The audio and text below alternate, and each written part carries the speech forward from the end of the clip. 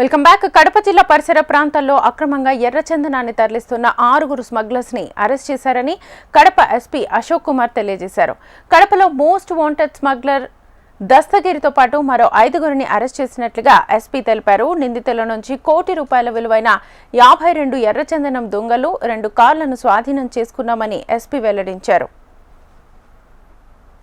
కరుడుగట్టినటువంటి ఎర్రచందనం స్మగ్లర్ నాగదస్తగిరి రెడ్డి అనేటటువంటి వ్యక్తిని ఈరోజు మనం అరెస్ట్ చేసి రిమాండ్ చేయడం జరుగుతూ ఉంది. ఇతని యొక్క ముఠాలో 6 మందిని ఈరోజు మనము రిమాండ్ చేయడం జరుగుతూ ఉంది. 1.5 year నుంచి ఇతను మన కోసం తప్పించుకొని తిరుగుతూ ఉన్నాడు. దాంట్లో భాగంగా ఇతని మీద వలపన్ని ఇతన్ని పట్టుకోవడం జరిగింది. నిన్న చాపాడు పోలీస్ స్టేషన్ లిమిట్స్లో ఇతన్ని పట్టుకొని 52 ఎర్రచందనం దొంగల్ని రికవరీ చేయడం జరిగింది. దాదాపు వీటి యొక్క బరువు 1 టన్నుకు పైగానే ఉంది. 1087 కిలోల ఎర్రచందనం దొంగల్ని స్వాధీనం చేసుకోవడం జరుగుతూ ఉంది.